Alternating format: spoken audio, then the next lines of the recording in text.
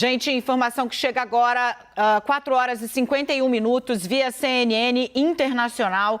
A CNN Internacional acaba de entrevistar a presidente da Comissão da União Europeia, a Ursula von der Leyen. E ela disse à CNN, agora há pouco, informação que você vê aqui no 360, que a ameaça do uso de bomba atômica por Vladimir Putin deve resultar em uma nova rodada de sanções da União Europeia contra a Rússia. Ursula von der Leyen, a presidente da Comissão da União Europeia, acaba de dizer à CNN Internacional, que você vê aqui no 360, que a ameaça que o presidente Putin fez exige, foi a palavra que ela usou, uma nova rodada de sanções da União Europeia. Eu trago para vocês aqui em tradução livre, né? Ela disse, o presidente Putin está mostrando sua fraqueza agora, porque o que você vê é que ele tenta mobilizar pessoas menos treinadas,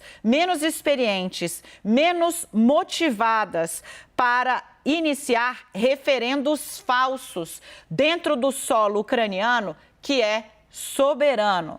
Isso exige uma nova rodada de sanções de nossa parte. A entrevista foi protagonizada pela âncora Christiane Amanpour. De novo, né, Putin abriu o dia dizendo que iria iniciar uma mobilização para levar mais 300 mil pessoas para lutar a guerra que ele iniciou na Ucrânia. Além dessa afirmação, ela disse o seguinte para a Christiane Amanpour, a presidente da Comissão da União Europeia, Ursula von der Leyen. Nós estamos prontos para impor mais custos econômicos, ou seja, cortar mais os recursos que abastecem ou que podem entrar e sair da Rússia. Estamos prontos para impor mais custos econômicos à Rússia e a indivíduos e a entidades dentro e fora da Rússia que apoiem política ou economicamente a empreitada de Vladimir Putin. Além disso, disse a Ursula von der Leyen, nós vamos propor controles adicionais de exportação de tecnologia civil à medida que a Rússia avança para centralizar, né? Ela diz assim, ela diz que à medida que a Rússia avança no sentido de fazer a sua economia girar em torno da guerra. Encontrei a expressão. Durante essa entrevista, de novo, né, a Christiane Amanpour, você vê aqui na CNN Brasil em primeira mão, a líder da União Europeia elogiou as medidas tomadas até agora e disse que elas foram mordazes, levando Putin até o ponto onde ele está. A Amanpour, por óbvio, questionou a Ursula von der Leyen, presidente da Comissão da União Europeia, sobre o uso da palavra arma nuclear pelo presidente Putin hoje num vídeo pré-gravado que ele exibiu fazendo ameaças ao território ucraniano. A von der Leyen disse o seguinte, Putin tem armas nucleares, isso é um fato, mas nós nunca nos curvaremos a chantagem. Subiu o tom, entrevista exclusiva que você vê aqui no 360 dada pela Ursula von der Leyen, a Christiane Amanpour, de novo, durante o momento em que a União Europeia mergulha numa nova crise com a ameaça de uso de bomba atômica. Está aqui comigo já o Marcelo Favalli. Favalli, primeiro, o Favalli preparou um mapa para vocês, ele vai mostrar um pouco por que Putin está tão irritado. Por que o Putin está tão irritado a ponto de ameaçar uma guerra com ogivas nucleares? Mas antes, eu queria a sua análise sobre a forma como a von der Leyen falou e o discurso que ela fez de mais um líder do Ocidente dizendo na base da chantagem não vai e o Ocidente não vai retroceder no caminho que fez até aqui para parar a invasão da Rússia na Ucrânia. Olha, Dani, boa tarde. Boa tarde a você que está em 2022. Parece que a gente está em 1980, 1990, falando aí de uma guerra termonuclear entre o Ocidente e a Rússia remanescente, então, da Guerra Fria, do bloco soviético. A gente avança no tempo, mas parece que a gente volta no tempo. Pois bem, Dani, respondendo a tua primeira pergunta aí, Ursula von der Leyen, quem ela é? presidente da Comissão Europeia da União Europeia. Significa que ela cuida da parte burocrática. É claro que ela faz um discurso muito forte, mas ela ainda precisa do aceno dos 27 países membros e nem sempre ela consegue isso. A exemplo da Hungria, que ainda está muito alinhada ao presidente russo Vladimir Putin. A Hungria ainda precisa muito dos combustíveis fósseis, seja do gás, do petróleo, que venha da Rússia, e a Hungria sempre é um passo atrás quando a União Europeia quer dar um passo à frente para apertar o presidente russo Vladimir Putin. Mas às vezes funciona pelo outro lado. Quando ela, como presidente da União Europeia, presidente da comissão, da parte burocrática da União Europeia, fala dessa maneira, talvez ela não tenha o aceno de todo mundo num consenso, mas as grandes economias dentro do bloco, Alemanha, França, dão esse passo à frente e, por si só, tomam outras medidas contra o presidente russo Vladimir Putin. Estou falando isso porque eu não tenho bola de cristal, não, mas a gente viu isso nos últimos 6 meses. Falando nisso, dia 24 agora, a guerra chega no seu 7º mês. Já são mais de 200 dias de guerra. E para isso a gente olha no mapa o que aconteceu, não nesses 6 meses, mas de um mês para cá.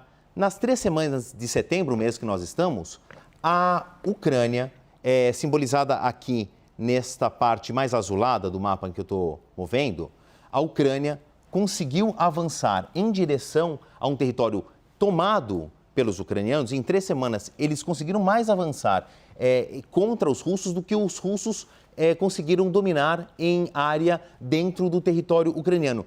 Isso é uma vantagem muito importante, não só numericamente falando, não estou falando só de estratégia, de ocupação territorial, isso mexe muito com a moral das tropas ucranianas, que são em menor número, em menor capacidade bélica, e também mexe muito com a moral do povo, que se torna um pouco mais engajado. E isso nos ajuda a entender como é que um exército menor, tecnicamente falando, de menor treinamento, menor capacidade de ataque, consegue repelir aquele que é um dos maiores exércitos do mundo, não só em infantaria, em capacidade bélica, como tendo sido protagonista de outras importantes guerras. Uma das respostas é justamente esse engajamento. Se a gente olhar este mapa aqui, deixa eu subir um pouquinho mais, para que a gente consiga entender esse avanço no território a leste da Ucrânia, a oeste da Rússia e principalmente no sul, e essa parte acinzentada é o Mar Negro, a gente vê que houve um avanço significativo aí dos russos nesses últimos 6 meses e uma retomada bastante importante dos ucranianos. Aqui, então, segundo análises de think tanks que estão na Europa, nos Estados Unidos, que observam este mapa de guerra por meio de satélites, o que eu quero dizer que não é uma retórica que vem do lado que está sendo atacado, nem daquele lado que está sendo invadido, não tem uma propaganda de guerra nesse mapa aqui. O que eu quero dizer é que nessa análise desses think tanks, agora esse exército russo está cansado, desabastecido, está desengajado. São elementos que não são muito palatáveis, mas num complexo cenário de guerra e numa equação que tem muitas variáveis, essas pequenas variáveis acabam fazendo diferença. Há 6 meses, quando a gente olhava o mapa todo da guerra, que havia frentes vindo de Kiev, frentes vindos do Mar Negro, frentes vindos principalmente aqui do oeste da Rússia para leste da Ucrânia, a gente entendia que não havia um comando central, que eram forças divididas por generais diferentes e que tomavam as suas iniciativas. Isso, para os analistas de guerra, pode ser uma grande falha. Por quê? Uma frente que vinha de Kiev dividia suprimentos com aquela que vinha do oeste da Rússia, por exemplo, e ficava desabastecido com relação àquele ao sul. Isso ajuda a explicar o que foi ali um nó lá atrás, que agora a gente está vendo um efeito, viu, Dani? Fechado, Favalli, informações importantes que você traz aqui para a gente. 2 questões, o Favalli sinalizou corretamente. O Josep Borrell, que é um político espanhol dentro da União Europeia, é o responsável pelas medidas econômicas, digamos assim. Confirmou a agência Reuters que 27 ministros da União Europeia vão se reunir hoje e que isso vai se dar para discutir um apoio militar contínuo à Ucrânia e um 8º pacote de sanções à Rússia. Josep Borrell confirma, portanto, que haverá a discussão de um novo pacote de sanções à Rússia, depois de Vladimir Putin ter anunciado que pode usar armas nucleares no conflito na Ucrânia. A gente segue acompanhando minuto a minuto. Tem uma notícia também bastante preocupante. A usina nuclear de Zaporizhzhia está com uma série de cabos danificados, informou a Autoridade Internacional de Energia Nuclear. Esse dreno, essa geração de energia, ela é fornecida para 6 cidades e há, portanto, a identificação de danos na maior usina nuclear da Europa, que fica na Ucrânia, a usina de Zaporizhzhia.